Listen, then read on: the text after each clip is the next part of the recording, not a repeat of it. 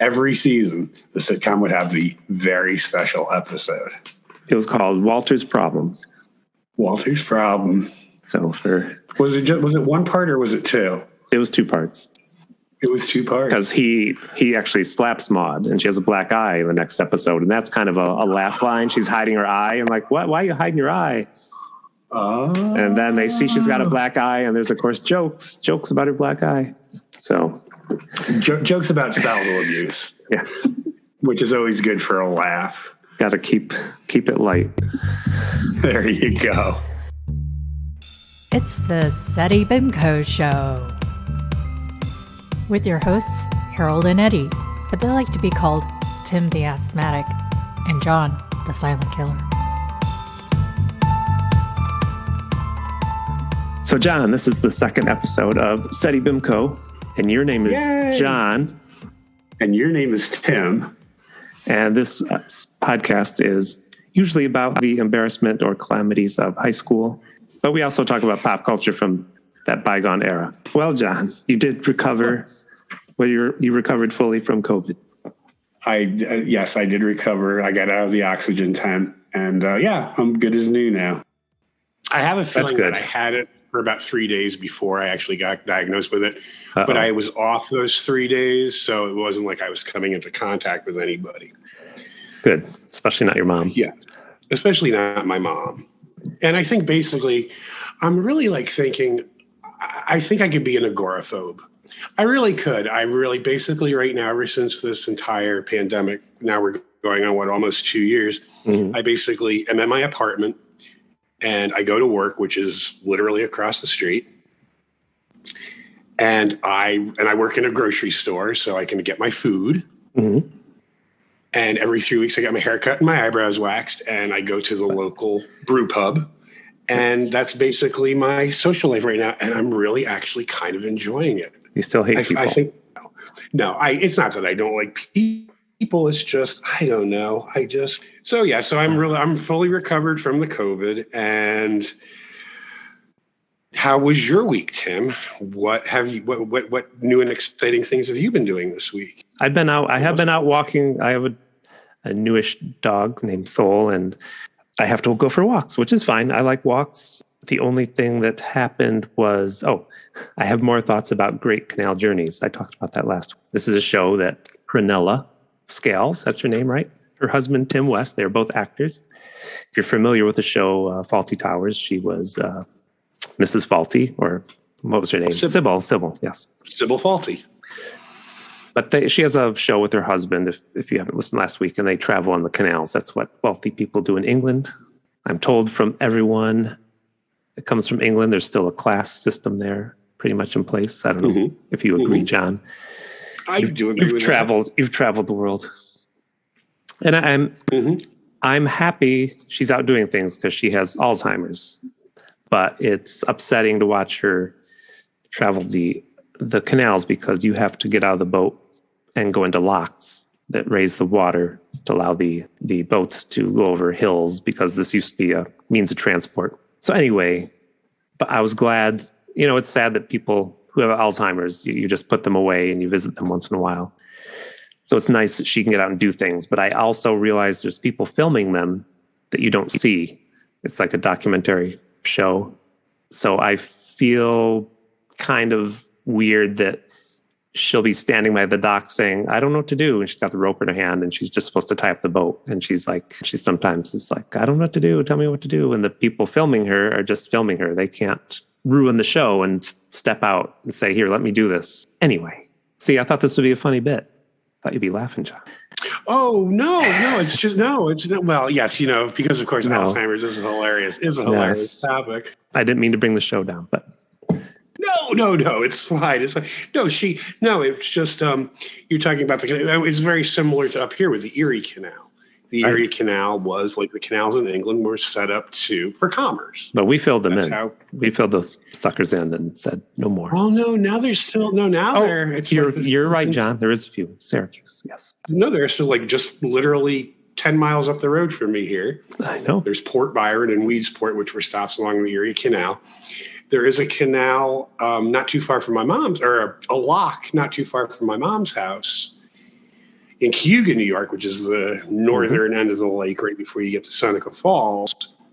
The only thing is about that they're not manned. Like somebody comes 2-3 times a day to open and close the locks. There's not anybody. There's nobody there 24/7. This is not England, John.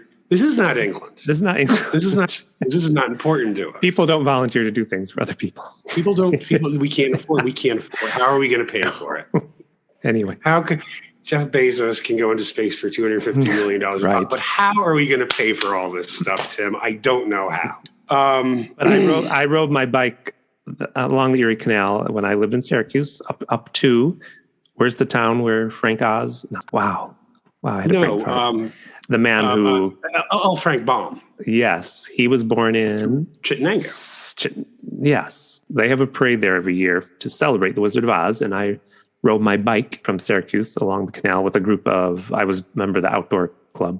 And we saw the parade. And at that time, there was... I want to say his name rather than saying one of the Munchkins. But the Munchkin who sang the Lollipop song, he was still alive in like 1990. And I saw him in the parade. So... Oh, yeah. And they have the Yellow Brick Road Casino there, which I do not think is affiliated with L. Frank Baum's family. I don't think they're seeing any money from that. But not the funny thing, but I always, like, how many times over the last 20 years have I heard, the last of the Munchkins died? Yes. They put, like, do you ever notice that? Like every couple of, the last of the Munchkins died, but then suddenly somebody else turns up. So I think they're all gone, John. Now, maybe they are now. You're happy. Maybe they are now. Maybe they are now. I don't know. I need to back up. I meant to say, go ahead. This had something to do with Soul, our dog. I like to walk her. Now, is that Soul SOUL or SOLE? SEOUL. Or SEOUL. The city. The city. But I get up at 6 with her to make sure she goes out. She's been very good. And I like to walk her as late as possible, like 10:30. But at 10 o'clock, I have to admit, sometimes since I got up at 6, I'm kind of wishing I could go to bed at 10. Mm-hmm. And I just watch. That's why I've been watching Great Canal Journeys, because there's nothing. It's just a soothing show. They're wealthy, snooty British people drinking wine in their canal boat. In their canal boat, like you do. It's nothing to enrage me. Only a little bit. It's not my country. I don't care. It's not how we all should live. It's not my country. I don't give a damn. Yes. I'm simply saying the show is soothing. So I can watch it before I go to bed. But I did read in Prunella's Wikipedia biography that in early 2020, it was announced that amid her deteriorating health, because apparently she has no short-term memory any longer, the two had no choice but to bring her 67-year television career to an end. Yes, well, that's sad. So there will be no new episodes of Faulty. She did more than Faulty Towers, John. I know she did much more. It was a 67-year. Yes. It was a 67-year television career. We're going to talk about a movie. Did you get to watch Mazes and Monsters, John? Okay. I did. Before we get going, let me tell the audience basically what the movie is about. Robbie Wheeling is starting college at a new school after getting kicked out of his old school for obsessively playing Mazes and Monsters and not doing his schoolwork. But Robbie soon meets a new group of Mazes and Monsters fanatics and is drawn back into that dark world. I say the dark world, but it's just Dungeons and Dragons. Basically, they're playing Dungeons and Dragons, and I'm going to refer to it as that. Or let's call it what it is. Yeah. So anyway, we're not going to get sued by calling it what it is. We hope. And it's Tom Hanks after, I looked this up, I didn't realize, after Bosom Buddies. After Bosom Buddies. Mm-hmm. I think it was, and he did do another movie that was a slasher flick, which I have never heard of. I never heard of it either. But then again, I don't recall this movie. And well, his friend, the friend he meets, he's from the movie, I should be saying their names. I've got notes, Do you have notes? Right. He was from My Bodyguard. You remember him? And Meatballs. Yes. Chris Makepeace, right? Chris Makepeace was in he Meatballs in this movie. Yep. And Robbie was played by Tom Hanks. Robbie was played by Tom Hanks. And David Wallace was on some of your favorite shows, I believe. Did you look him up? He was Steve. He was the handsome California blonde actor. I don't know if these people got hired for their acting talent. I think he was the handsome blonde California actor. He did a lot of soap operas. Yes, Days of Our Lives. He was one of the Andy Hardys on General Hospital. And General Hospital, yes. So this movie is this not the most kind of white rich kid problem movie? It is kind of a rich. Well, here's the thing, though. It's problem that wasn't really a problem. Right. It was something that was blown out of proportion. I don't know if you read. It was based on a book, which was based on maybe a true story, but the true story was not really true. Exactly. It was a book written by Rona Jaffe. And I've never read a book by Rona Jaffe, although I have heard the name. Really? Because she was a writer for Cosmopolitan. Okay. And of course, as my mother was getting into her 30s, I don't know if women have midlife crises or my mother was reading Cosmopolitan, and she'd leave it in the bathroom, and I'd be reading things, like how to find a woman's erogenous zone. So when I was 15, I knew how to find a woman's erogenous zone. Great. Never mind that I would never use that information in my life. Well, a handful of times I used it just because I wanted to see what all the kids were talking about. I was about to call you out on that. Yeah. Yeah, I mean, really, isn't that ironic that I knew about a woman's erogenous zone by the time I was 15 and never used it to my advantage? No. So anyway, so she wrote this book called Mazes and Monsters, and she basically wrote it in a few days. Right. She was afraid someone else would get this story. Steal this story.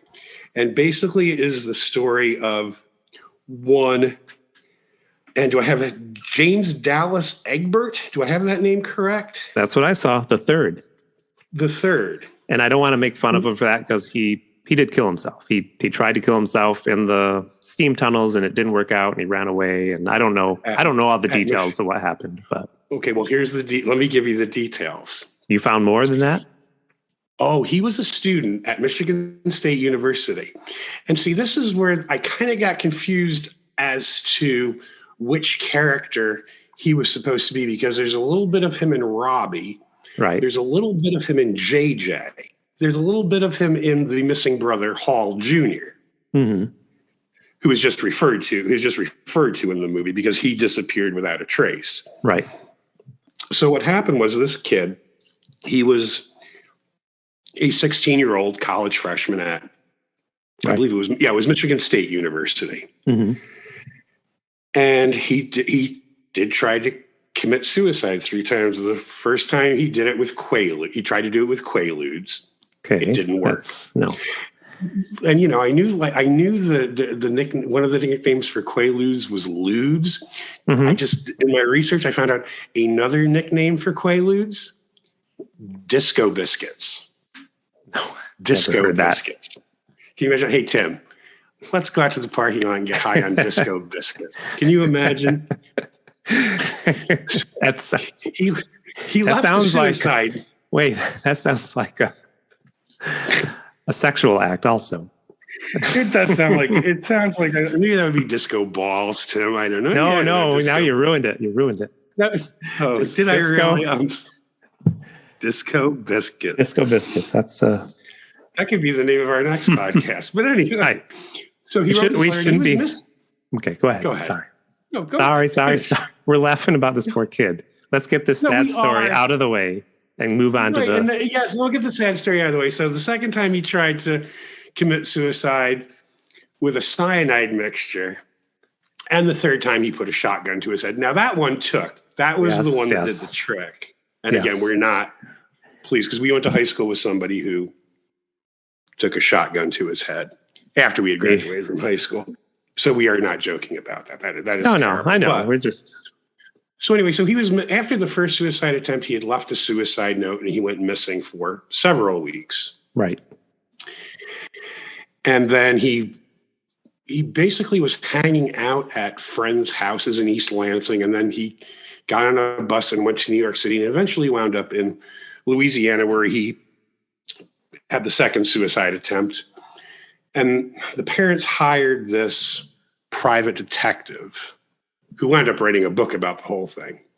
Oh, there's 2 books. And long story short, the private investigator came up with the idea that this kid had the psychotic break because of Dungeons and Dragons. No psychological study, no scientific proof. This kid, his problem was Dungeons and Dragons. Yes. That was the thing back then. There was a big anti-D&D. It was connected to Satan. It was there's always got to be a boogeyman for whatever generation. Exactly. It's like the kid who shot up his school because he was watching the video game. Never mind that 10 million other kids played the video game and did not go and shoot up their school. Yeah.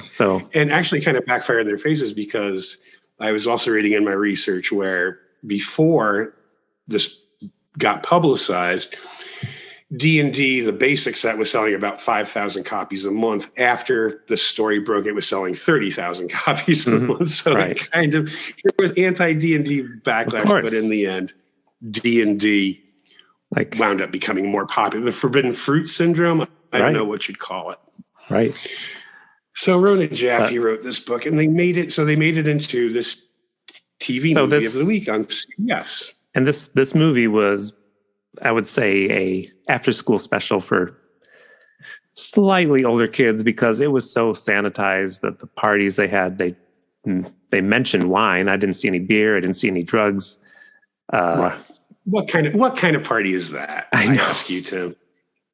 It was the most boring college. I mean, those kids playing D&D were the most exciting kids there. They were the most exciting. They were the delinquents. Yeah. It was really quite.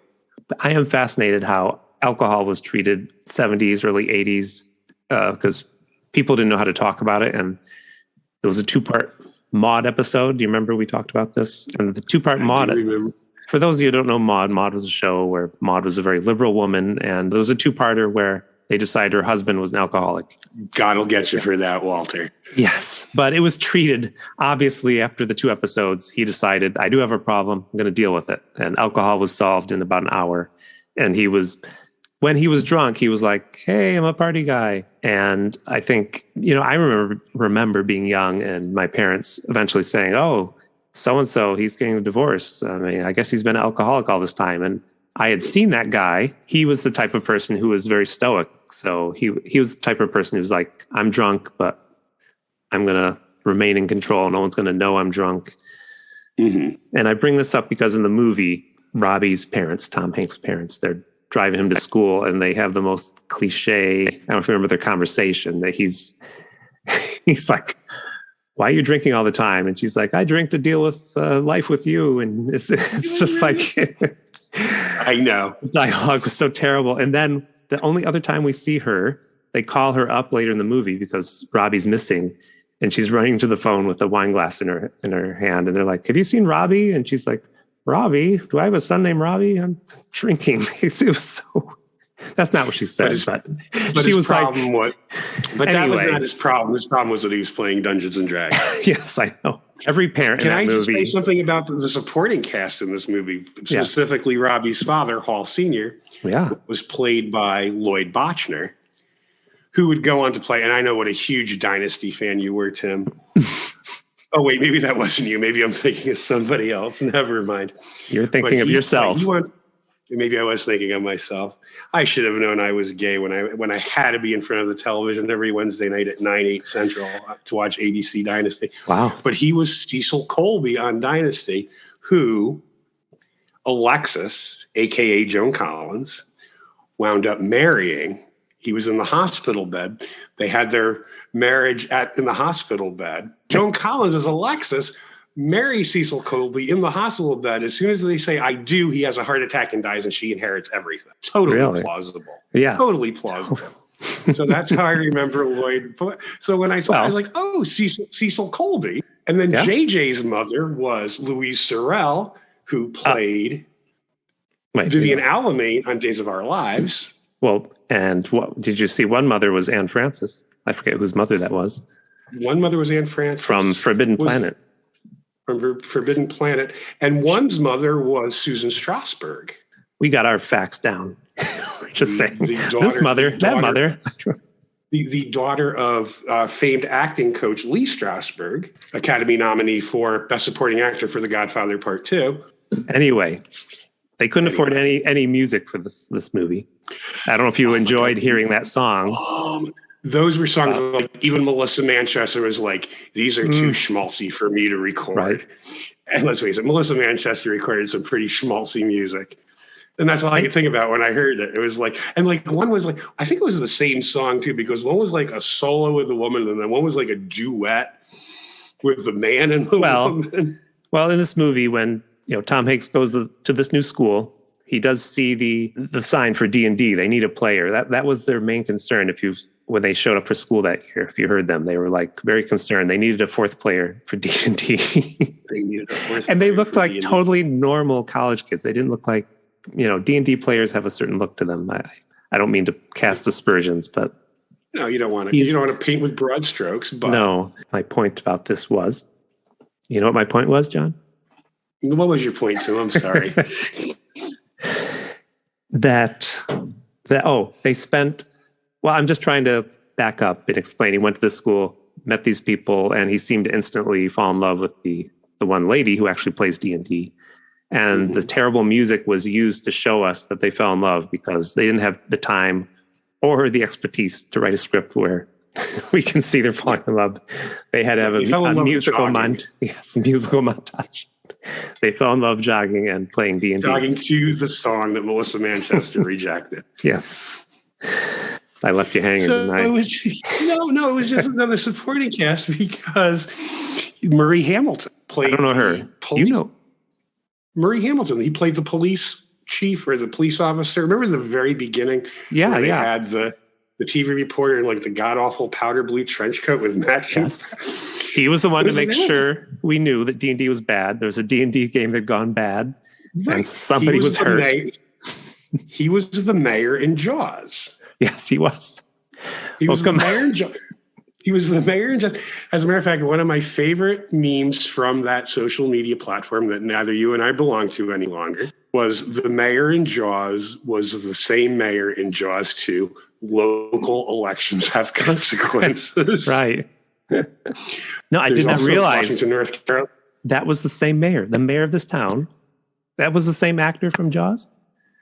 That was the same actor. No, the police officer. The police officer. In the opening scene. So he... Remember the reporter's trying to get the information out of the reporter's trying to get the information out of him. He's like, I can't say anything. He lost his job. We haven't properly identified the body. He lost his job because of all the shark attacks. He moved to this town, and people... He moved to this town, became the police chief. And now D&D is threatening people's lives. Because he ignored it like he ignored the shark. All right. He's not prepared. He's just not prepared for these positions of responsibility is all I'm saying. So Tom Hanks and Wendy Crewson, who's had a career, but not like a big career, but she's been working all this time, but they fall in love. Tom Hanks tells her that he had a brother who had a big party. Was it Halloween? Was it his birthday or something? He had a party. Was his birthday. His mother threw the party. And he ran away and they never saw him again. And he has dreams about him. And guilt that he gave him the money to go to New York. That's right. Gave him the money to go to New York. So his brother is in New York living out The Deuce. I don't know if you saw that show, but. Yes, I did. Okay. We think that's what he's doing. Anyway, bad joke. Bad joke, Tim. It's okay. Oh, before I forget, Mr. David Wallace, who went on to be on Days of Our Lives. I don't know if you caught this line while they were playing D&D. So they start playing D&D in the caves that are nearby. They do LARPing. Right, the abandoned coal mines or whatever, yeah. Do you know what LARPing? It's called LARPing now, John. Do you know what that stands for? I do not know what that stands for. I am not hep to the lingo. It didn't exist back then. It's live action role playing. That means they'll do things like write sleep spell on a tennis ball, and they'll throw it at a person who's playing, who's dressed up like a Conan or something. And if he gets hit by this sleep tennis ball, he has to fall asleep unless he rolls his dice and does not fall asleep. I don't know if you've ever played D&D, John. I never have. Oh, no. okay. I Thank don't God. think I have the attention span for it. It's a lot of work. That's what I'm thinking. That's probably why I never did it. So these kids, Also, probably why I've never finished a game of Monopoly. But anyway, go ahead. these kids who are all in their late 20s, they go to the caves to play live action D&D. Before they go there, it's like, we're going, what were they called? I forget what they were called. They're called the something caves, caverns, the Peak Skill Caverns or something. Do you remember? Something like that. I don't remember. All I remember is that they were like abandoned. It doesn't matter. I thought they were abandoned mines. Maybe I'm incorrect. But one kid is like, you mean where those kids disappeared and they never found them? I'm like, yeah, we're going to go hang out there. Maybe we'll find some dead bodies. So they start playing that game, and he has a mental break, and he thinks there's a real demon, and they have some cool special effects with a man dressed in a rubber suit as a dragon. Mm-hmm. I think they borrowed that from the Godzilla people, but anyway. Right. He then gets told by his spiritual guide in his dream world that he should not be having sex with his girlfriend, who he bought a double bed for, which I also thought was odd. When you're in college, you sleep over in the dorm. I mean, did you ever care if it was a double bed or he's like, not really. No, you just kind of made room or wealthy people. Chris, I don't remember people actually staying the whole night either, but that was just my experience. Yeah, John. Like I never remember waking up in the morning with afterglow. That's all I'm saying. I'd wake up in the morning to just me in the bed. But maybe that was just me. I don't know. Maybe it was just you. Yeah. So he buys the double. Yeah. He buys the double. Yeah. So there. Yeah. But and then he goes off to New York. Well, no, a few things happen. He sticks around for a while, and they're just like, isn't he? He's being kind of odd. They don't really. I don't even know what he was taking in school. He just had piles of books. I don't know either. The one kid, the blonde kid, wanted to be a computer or game designer. And his parents wouldn't let him, and he would be rich today. He probably would. Maybe he didn't listen to him. That was the same kid. I don't know if you caught this line. That same kid who came from that. Well, they're all from wealthy families. The blonde kid, David Wallace. What was his character's name? Anyway, Daniel. He rode his bike to the caverns. Daniel. He rode his bike to the caverns, and Tom Hanks' ex-girlfriend followed him there. It's like, what are you doing in the caverns? And they almost got lost. And he says, well, I really want to find where the treasure is that's in our game. I was going to cheat. And then he says, my dad would be really proud of me if I found the treasure. Like what? Yeah. The imaginary treasure in your imaginary game. That's my boy.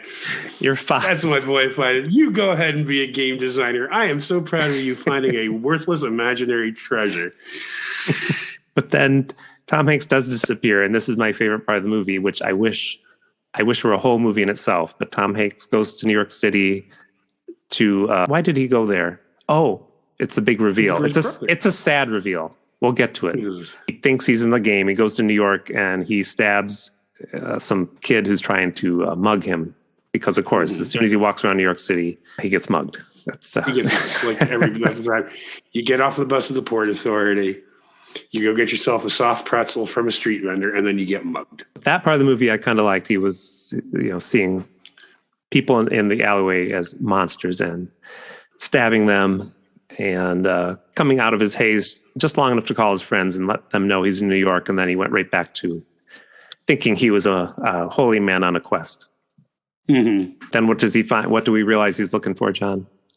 I've forgotten this. What is he looking for? Do I have this in my notes? No. Well, it's the sad thing. When I saw it, I was like, the Twin Towers. Yes. Okay. I was going to say, because he thinks that they're the two towers. Yes. And actually, I wanted to comment on that because, so after 9/11, so many places or so many movies were like, well, maybe I think Men in Black 2 or 3 was coming out and they edited out a scene on the Twin Towers. Oh, it was Spider-Man, the first Spider-Man. The Spider-Man, yeah. Oh, that's what he was going to do. And then maybe they were going to go back and like edit out the Twin Towers out of this. And you can never find the King Kong version with Jessica Lange where they go to the Twin Towers. But so it's just like, why would you erase it? I mean, I'm glad that we could still see that. Yeah, I mean, yeah, but I'd forgotten it when it had a different meaning now when he looked up and I knew in my head I was like, oh, the twin. Well, they said the two towers from Tolkien. They mentioned that, and I realized, the Twin Towers. Mhm. It has a little bit of a different meaning. I'm like, oh, it's the Twin Towers. Yeah. Which And then he should have Tom Hanks found is much gonna throw easier because when they were here and I was living here, they were here. You could just see them wherever. And that's how I knew downtown, uptown. If you're getting closer to the towers and you mean to be going up to Midtown, you're going in the wrong direction. Yes. There you go. All these kids would have been better off if they had just done a bunch of drugs, John. I think that's the message of this movie. That is the message of the movie. Just don't play role games. Just do drugs when you're in college. Just do drugs. Have sex in a single bed. And how lax was... Don't stick around till the morning. And maybe that was just me. We've established that, haven't we?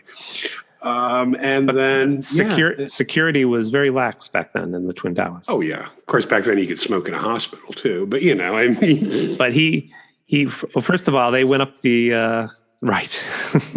When I was in Europe, we talked about this last time. But I went traveling around Europe in the Europass, and I went with a friend, and he on the train started to have stomach pains. And so we went right to the hospital when he got off the train because he was just having terrible, terrible pains. Anyway, we went to the hospital and all the doctors had a cigarette hanging off their scalpel, clamp. But luckily, well, not luckily, but he had to pass kidney stones in France. That was why his gut hurt, which I've never experienced that pain. So that would be a great title for an alternative novel, Passing Kidney Stones in France. An experience. An experience. Yes, it was. But to get back to, they ran up and down the escalator at the World Trade Center twice, and it was two different scenes. And I don't know if you noticed, but it was the same extras doing the scene again. It wasn't the same scene, but it was the same extras. Same extras. Yeah, they ran up the escalator two different times searching for Tom Hanks, Robbie, and I saw the same extras doing their... Right. Well, because do you remember how expensive it was to ride the elevators in the World Trade Center? They were very expensive, those elevators. Oh. So, yeah, you would have to use the escalator. I never went up in them. And B... Or is this a joke? Are you telling me a joke? No, they were expensive. I think it was like $12 to get on the elevator in like 1980. John, no one will step on a joke like I can step on a joke. That's all right. Don't worry about it, Tim. There was truth in the joke. It's funny because it's true. The elevator was expensive, but I really liked the little bathroom in the elevator. It was really nice. Oh yeah, yeah. There you go. No, but here's the thing. So, like having done extra work in TV movies, they probably filmed that TV movie in about 10 days. Maybe 10 days to 2 weeks. Mm-hmm. And that's because they were cheap. And that's why the networks used to do them back when they were cheap. They could fill airtime. They were produced in-house. They didn't have to buy the right. Well, they had to buy the rights from Rona Javi, but hell, she only wrote the book in a couple days. How much was she asking for the movie rights? Probably nothing. Right. So they filmed those scenes on the same day. So why would you hire a whole bunch of other extras when you're just paying them? Oh, I know. Basically working as an extra, you basically made a minimum wage. And I'm talking about like when minimum wage is like $3.35 an hour. You were in an episode of 90210. Is that what you told me once? Dawson's Creek. You were in Dawson's Creek. All right. We'll look that up. I did a couple things. I mean, it's like, I don't know what I was supposed to be. I mean, it's not like they gave me a character. And like, I didn't go up to the director and go, okay, what's my motivation to be standing behind Joshua Jackson with the books in my hands? Like, where's my character coming? What's the biography? They're like, just shut up and stand at the locker. I know. And pretend you're talking to that person next to you. We didn't really get into character development, so I'm not sure. Did you talk? Did you talk not saying anything when you had to be in the background? Did you just pretend to talk? You make motions and your mouth moves. And you really can't like talk because it'll get picked up by the mic. Right. That's what I assumed. There's an art to being an extra. Yeah. There is. I don't doubt you. Yeah, there really is. So, but I did it mostly for the fun. At any rate, Tom Hanks, because their security is nil, he gets to the top of the Trade Center. I mean, the top where there's just a little fence that you could sit on, and he's like no security fence up there whatsoever. And he's going to jump off because he's going to fly. I'm still not sure in his fantasy world what he thought was going to happen, but I believe he thought because he had the spell Right. He thought he had the spell where he could fly. I don't know if he was going to... I believe how it was explained. If he was going to find his missing brother or what. But... I don't know. Do we want to keep going on, or do we want the listeners to actually sit and watch Mazes and Monsters? They can watch it if they want. It's for free. We are going to give the ending. Okay. I just. We're giving the ending away.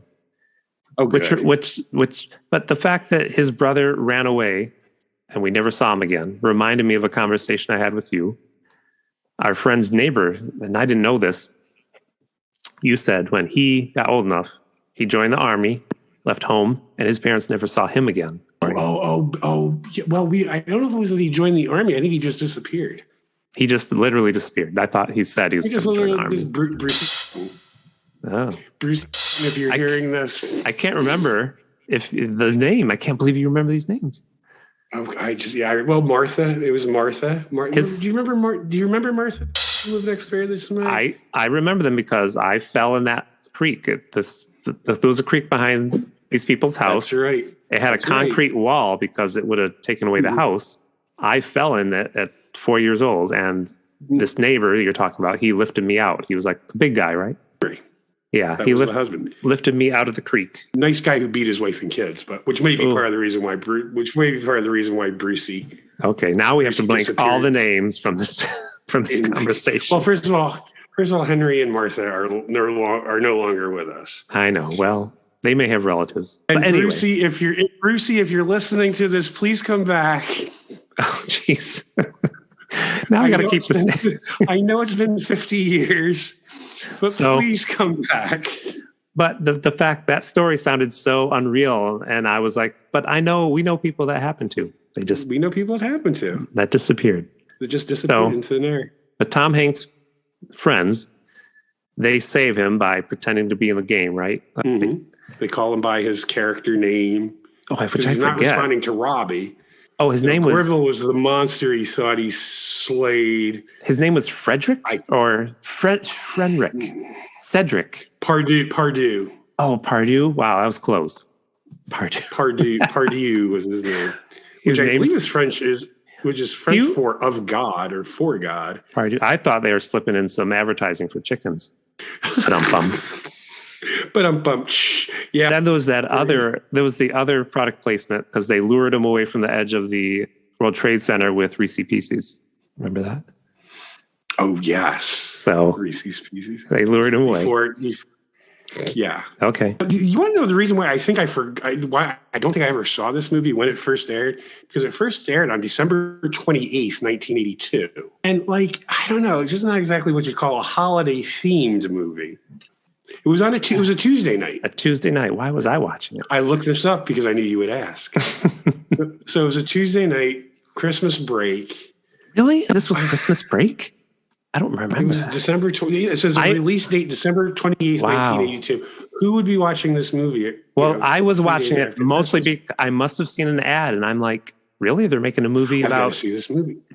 Because I knew it was about D&D, and I was like, really? I knew about D&D. I tried to play, and I was like, this is a lot of work. This is a lot of work. I want to tell what we saved Tom Hanks with the Reese's Pieces, and then we shift to 3 months later, is it?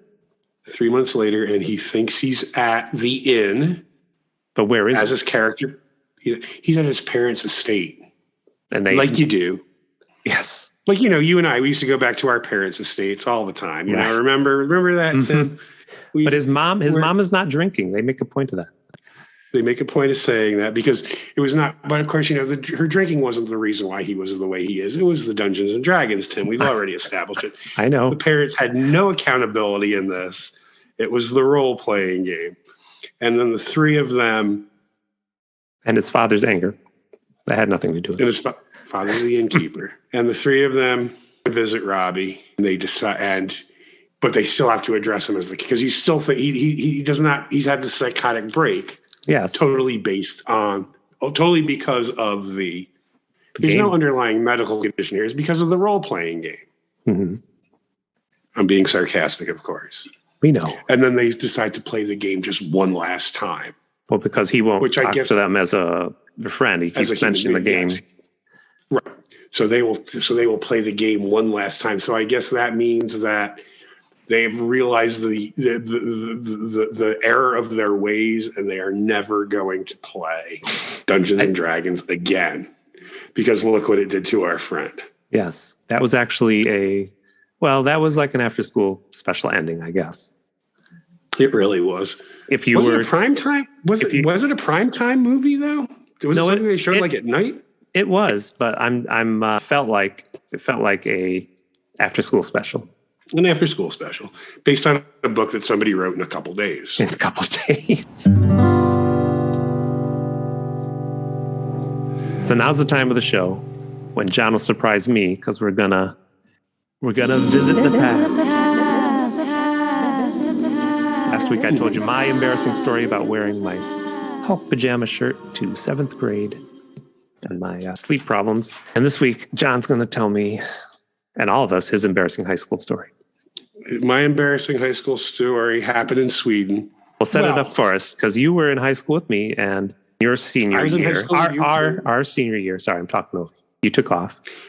You hated us. I just left. I just disappeared one day, like Carl Jr. in Mazes and Monsters. So I went to Sweden for a year as an exchange student. I was at our high school. Now, John, let me ask you one thing, and you don't need to go down a big long road. Mm-hmm. What did you have to do to be an exchange student? It never even occurred to me to be one, and you were smart enough to be like, "Hey." It had nothing to do with brains. I want to know who you paid. Who did you pay? I paid no one. Nobody. Basically, I became the exchange student because nobody else applied that year. You fill that in application. It is that easy. It's that easy. Just find something that nobody else has applied for. Man. Like if you want to go, kids, you want to go to college, look for some obscure scholarship that nobody knows about and apply for it. And they'll be like, well, let's look at the list of our finalists. Oh, we have a list of finalists of one. We'll give it to him or her. Great. So I applied with the Rotary Club, had an interview. You had this interview with, I remember it was like a couple people from Rotary and a couple of the exchange, like a couple of Americans who were exchange students and a couple of the current exchange students. I remember her name, how I remember this, her name was Carolina van Dorsen, and she was from the Netherlands, and she was at one of the high schools around us. Okay. And so I had this interview, and then they come back to you, and then you pick 3 countries that you would like to study in, and they say yay or nay. And they said yay to me. Wow. So I was in high school with Tim. I moved to our little town, as the Simon and Garfunkel song says, when I was 15 years old. It was actually the town where my grandfather was born and raised. Wow. Yeah, we didn't just pick it randomly on the map, Tim. You're full of history, John. Full of history. It's like, John, throw a dart at the map, and wherever it lands, that's where we're going to move. It didn't work out that way. No, we had family there. And then one day I got on a plane for Copenhagen and then got on a little commuter flight to Sweden, and I stayed in Sweden for a year. And I lived in a very small town, maybe about 10,000 people. The name of the town was Lysekil. The thing I liked the most about my year in Sweden was I was in this really small town, and the closest American, because we would meet up as exchange students either through Rotary functions or events or whatever. Mm-hmm. And the closest Americans were like 50 kilometers from where I was. And some of them were in the same high school in Sweden. So it was just me. It was just me with all these Swedes and a couple other foreigners, because there was an oil refinery just outside town. So there was a bit of an international community there, but it forced me to learn the language. You didn't know it at all? I have some Norwegian relatives, and the difference between Norwegian and Swedish is, and I'm oversimplifying here, they're 2 different languages, but it's basically almost the difference between British and American English. Okay. If you can understand one, the other one is mutually intelligible, is what I believe the correct linguistic term is. Okay. And we got Norwegian television, so we actually had 3 channels instead of just the 2 that were in Sweden. And we went over this last week. I'm sorry, I'm repeating myself. I know. But in case you did not tune into our show last week, So I basically the point to this is that I wanted to immerse myself, and I know it sounds corny, and I know it sounds cliched, but I really wanted to immerse myself in this country, in this culture, and just learn everything. So any opportunity I would have to do something, I got chosen to go to the Nobel Prizes in 1983. What, just to watch? William Gold. Just like a thing like it? I didn't go up on stage and accept it. No, if that's what you're asking. No. They literally put me, though. I was literally in the last row. Oh, yeah. It was like a wall behind me in the Great Hall. The King and the Queen were on the stage, and William Golding, who wrote Lord of the Flies, got the prize for literature that year. Did they serve you drinks? They did not serve us drinks, and again, the embarrassing story is that let's get going. People started to think that I was a communist. We went to this place, all of us who got chosen. Somebody took us to this place. It was called the Red Room. And yes, they mean red as in commie red. It had this beautiful red wallpaper. Everything was in red. So it was both literally and figuratively red. Wait, you got to back up. Who took you here? I don't know, somebody had heard about it. One of the other exchange students that got chosen to go to, only 14 of us in the whole country out of 350 Rotary exchange students, 14 of us, 2 from each Rotary district in Sweden got chosen to go to it was just a lottery drawing. You were there with other American students? I was there with other American students, other Rotary exchange students. Yeah, there were 350 of us. It was literally a lottery. They picked names out of a hat, literally. Okay. And they just happened to pick my name.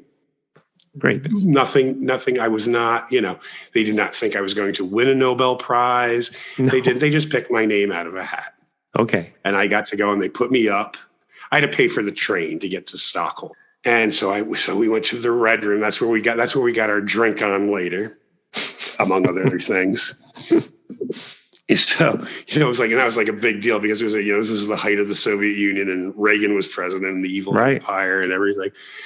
And while I was over there, I turned 18, and a letter came into the mail back home from selective. Do they still do selective service? Do you still have to register for selective service when you turn 18? I don't know that, but do you recall this though? Yes, that you I do. I do remember it. It wasn't the draft. No, you just had to sign up. It was just a list of names they could draw from if we went to war. Totally different. Yes. Totally nothing like the draft. Just change the name. So anyway, so this letter comes in. Of course, my mother opens it because it's from Selective Service and this is addressed to me. And it's telling me all these terrible things, like a year in prison and a $10,000 fine if I do not register for Selective Service. So my mother's thinking that, I don't know, a federal agent is going to arrest me the second I set foot at JFK. I don't know what she was thinking. So she's like, sends us a letter with this frantic, saying, you have to fill this out immediately or you're going to be in trouble with the U.S. government. She's like, why can't John get gay pirate comics like that nice Tim boy? Why can't he just get gay comics? I was like, Tim gay? I just don't understand. So keeping in mind, I'm like, okay, so the government, I don't know, the government is keeping tabs on me. I don't know. So anyway, May Day is a big holiday in Sweden, actually most of the world. Yeah. It's the workers' holiday. And a lot of socialist countries, and Sweden was a socialist country. A lot of countries, it's a national holiday. You have off from work, you have off from school. There's a huge celebration. We danced around a maypole with flowers. Did you? The Russians, oh sure, yeah. Okay. Immersing myself in the culture, Tim. I'm all down home and I'm dancing around. So there were 5 political parties in Sweden. Okay. And the 2 biggest parties were the Social Democrats and the Moderates. But neither party could ever get a majority in the Riksdag, which is the Swedish parliament. So they had to form coalition governments. So at the time, it was a coalition government between the Social Democrats and the Communists. They were in charge of Sweden. And being the workers' holiday, and as I said, we would dance around the maypole with flowers. The Russians, would bring out missiles and send them through Red Square in Moscow. We were a little more peace-loving in Sweden. Yes. But part of the deal was also that each of the 5 political parties, there were 5 political parties, each of them would have a parade, like a makeshift parade through town, and all the supporters of that party would follow the parade through town and go to the town square, and there'd be a few speakers, like the leaders of the local party, and and everybody would be yeah, and so there's this march. So, and we had a few drinks, right? So there's this parade going through. I'm like, I'm going to follow a parade, and I see my English teacher from the school in the parade. I'm like, I'm going to follow this parade. So I'm just like, and we've all got a few drinks in us, so we got arms around each other, and da da da da da da da. We're marching and we're marching. We get to the town square, and I realize I've been in the parade with the communists. So now, and you didn't know your teacher was a communist? Well, now I do.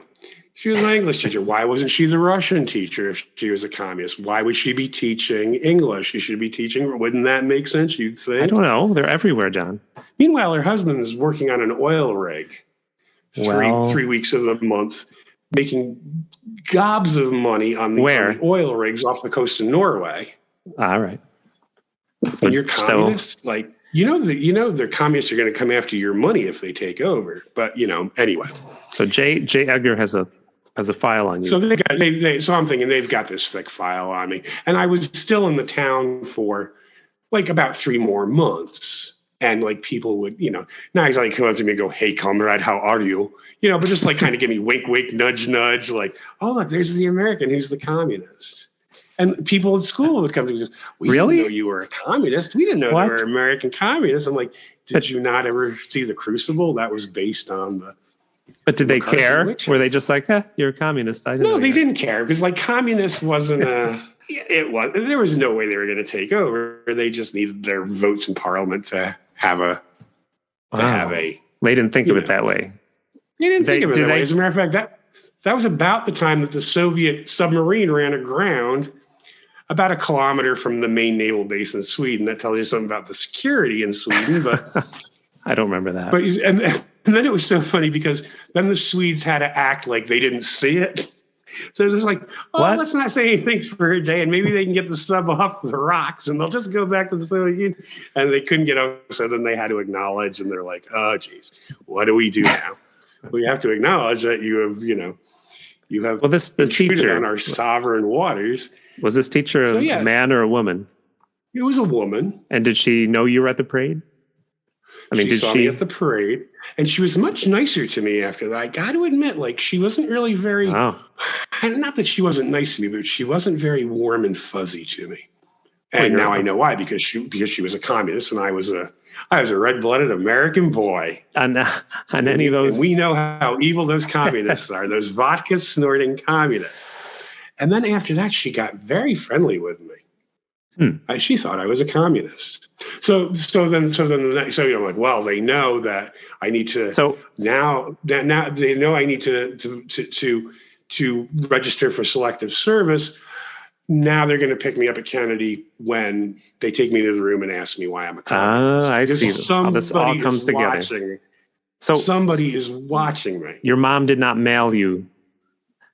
She did mail me. She did. Okay, I missed that part. With a frantic note, fill this out immediately. I missed that. In my mind, because I am neither A, going to pay a $10,000 fine, nor B, visit you in prison for a year. Right. In my mind, even though I logically know this is not true, I picture your mom calling on the cell phone, and saying, "You got to sign this. I'm going to email it to you. Make sure you sign this." Oh, no, this was 1983, 1984. I know. There were no cell phones. I know. There was no email. Oh, my gosh, no. And it's so funny you say that, because I was talking about this to somebody the other day. I'm thinking, what a different experience it must be to be an exchange student today, where I could, for example, Zoom you or call on the cell phone or send you an email. It's terrible, I think. You had much more fun, I'm sure. It was much more fun. It was much more for the isolation, which I know sounds kind of strange. It was a lot more. Well, no, you didn't have to Zoom your mom if you were out drinking underage. I basically relied on the mail. Yes. Yeah, exactly. It sounds like you're allowed to drink. I know European countries drinking is not. It's like you could drink beer at 18 in Sweden, and I was 18. Yeah. So. You had to be 20 to drink liquor, but you could drink beer at 18, and I was drinking beer, and I was 18. Mm-hmm. Well, and I was a communist. And you're a communist. I'm surprised. I was an 18-year-old, legal beer drinking, communist American Swede. I can't believe that wasn't in the paper when you came back. It should have been I should have written in notes of the Rotary Club, Dear Rotary Club, because every once in a while I'd write letters and then they'd like publish them in the local paper, right? And I should have, Dear Rotary Club, I've become a communist. I have photographic evidence to prove it. I delivered that paper. I'm surprised I didn't see that story. Oh yes. Of course, it must you remember that? Delivered Sound Off. Remember Sound Off? Oh, yeah. Somebody has to, and it's like, who's somebody? Somebody has to do something about these potholes. It's like, well, who's that somebody? When I saw Silence of the Lambs later in life, it gave me a flashback to newspaper delivery because the street I delivered on was semi-okay and semi-poor. I'm not making fun of poverty. But one house it just is what it is. One house I delivered to was not a house I would say was impoverished, but one man lived upstairs, renting upstairs of a house. We lived in a small town, not like brownstones. I was collecting money. He was watching TV. He told me to come in. He went behind a curtain, and a disturbingly long amount of time, even while this was happening. Pay no attention to the man behind the curtain. Did he say that? No. Yes, he did say that. I just heard funny noises back there. But at the time this was happening, I was like, what is he doing back there? I feel like I should just leave maybe. It was a long time. But finally, if it was a movie, there'd be suspenseful music. And finally he came out, gave me his money.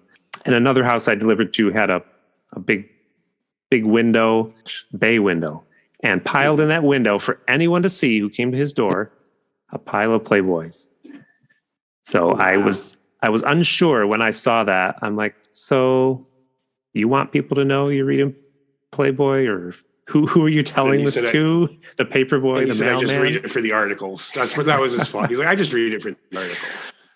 He gave me a funny feeling too. But anyway, I'm interrupting on your story, John. I think sometimes the rabbit holes make it more entertaining because it's a very, very short story. But I ramrodded over your communist story. Now we know you're a communist. It's on tape. It's on a podcast. Are you now, or have you ever been? Been a member. And I can say, for about 10 minutes on May 1st, 1984, yes, I was. When you were drunk. I am not pleading the fifth before HUAC, the House Un-American Activities Committee. Are you, or have you ever been? And I can say yes for 10 minutes on May 1st, 1980. Damn it. Yes, in fact, I was a communist. All right. Well, I may have to find another host next week. Because, boy, we don't want this getting out. Right. He believes in socialized medicine, and he was a communist for 10 minutes in May of 1984. I don't know if we can be. Did you go to the hospital while you were there? I did. I was going to mention that to you. I had sprained my ankle, and I had to go to the hospital. And I said, "What do I pay you?" There was like the equivalent of $5 processing fee. Wait. You said, "What do I have to pay you?" And all of them opened their mouths and their cigarettes fell out. Right? Actually, there weren't a lot of smokers in Sweden, right. But no, all their cigarettes fell out. They're like in surprise. Scalpel clamp. They looked at me, they're like, pay? I'm like, yes. How much money do I? Money? I think maybe they were jerking my chain too, because I think they probably knew about the American healthcare system, but they just looked at me with this glaze. They were looking like, why is he trying to give us money for medical care? But I'm wondering what we are going to. What's our homework for next week? It's you were gonna. I was thinking of, how about Exorcist II: The Heretic? The Exorcist to this day still scares the bejesus out of me. So we're not watching that one. 48 years later, still to this day, like just the camera going up the stairs and the tubular bells by Mike Oldfield. Mm-hmm. And yet the sequel, with a wonderful cast like Louise Fletcher and Richard Burton and James Earl Jones and Son Sydow, is the most unintentionally hilarious movie sequel ever made. And is this they did not mean for this to be funny, but it is just, it's so bad it's good. Is it Who directed Mazes and Monsters bad so good? No. No. But who did direct that? I don't think it was Friedkin. William Friedkin did the original, and I don't think it was he who did the. Can our producer please get back with us with? Yeah, can you please get back? Who did our producer? Where is she? Where's our producer? This is your producer, Miss Lee. The director of The Exorcist 2 is John Borman. Oh, John Borman directed it. Oh, no. We can't make fun of John Borman, but we'll laugh about it. We'll laugh about it anyway. You can't hit them all out of the park, but he did Deliverance. Excalibur, which was one of my favorite movies at that time. And Zordos. Didn't he do Zordos? Zardos. And Hope and Glory. All right, John. Yes. I've never seen this, so I am mildly excited. Fasten your seatbelt. And you should be able to find it. I don't think people charge to see Exorcist 2, The Heretic anymore. Unless it's like Abba the movie and you got to watch it dubbed in French again. I'm sorry. You got to find it, John. I will look for it. I should have done that. Oh, you know what's right here, John? On Tubi. If it makes a difference. Exorcist 2, The Heretic. If anyone else out there wants to watch Heretic 2, it's on Tubi. It's on for Tubi. Free. We'll be talking about it. And if you want to email us, it is setibimco@gmail.com. To our sailors at sea, that's S as in Sam, E as in Ernest, D as in Delta, D as in Delta. B as in Bob, I as in Icarus, M as in Mom, C as in Communist, O as in Operative, E as in as in Exorcist 2, The Heretic. And you can follow us on Twitter at SEDDYBIM, SEDDYBIM. And I'm going to get a Instagram. And I might, if I can find out how to get a voicemail thing up, I'll set that up. All right, Tim. I will see you next week. We'll see you same SETI time, same SETI station. See what I did there? SETI channel. See what I did there, Tim? Well, that's how communists talk. That's how communists roll. That's how we steal the capitalist pig's idea and make them our own.